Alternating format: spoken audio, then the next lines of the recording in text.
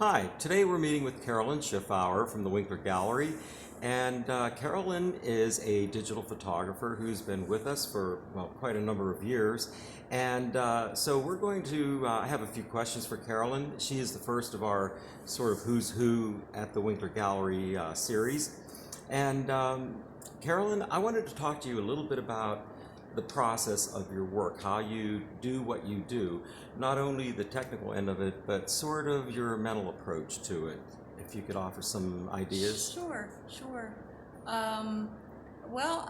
Sometimes my mental approach is, hey, I like that photograph. Let's do something with it. And I take photographs and then I put them into Photoshop, and that's where I do something to them. And some of my images, they didn't start out looking that way, because I add layers and I add other pictures and mix them together. And a lot of times I make different layers, and you can blend the layers together and it produces, sometimes I end up with an image that looks way different from the original photograph, which is where I was trying to go. And yeah, it's more an experimentation.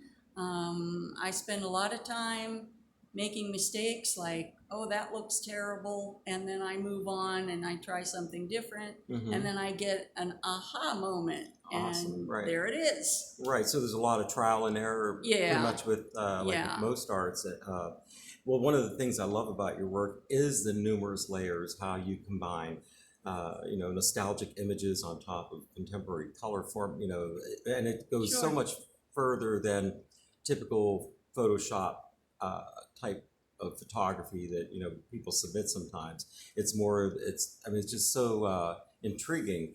And as far as the technical end of it, you would say is just a lot of process of trial and error, and you It certainly is. know what you're doing. What you're doing, it's obvious in your in your work. Well, a lot of it is, trial and error, and also I don't know if I'm pulling it off, but I try not to look digital. Mm-hmm. I don't want to just be a one-click wonder. Right. And digital art gets sort of a bad rap that way, because everybody has a graphics program in their computer, so they can pull up a picture and go like that. And that's not what I'm trying to do. I'm trying to go a little further than just one click and, oh, look at that. Absolutely. So you're not so much letting the camera or the program tell you what your image is. You're actually molding the image to what you're Exactly. wanting it to be. Well, Yeah. that's Yeah. rather impressive in itself. Something else that drew me to your work initially and still does is all the different series that you do. I mean, I love the traditional work. Behind you, of course, is a really beautiful cityscape, and sometimes you go into florals, and I just think that's really impressive. I'm anyone who knows my work knows that I'm not a cookie cutter artist.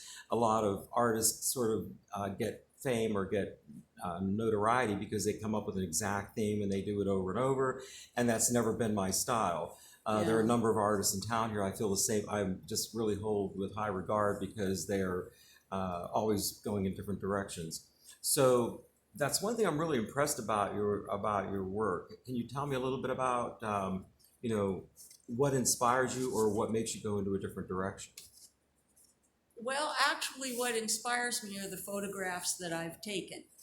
And I'll take a bunch of photographs, like I went with Billy into Cook Forest and took a bunch of photos, and that inspires me to do something.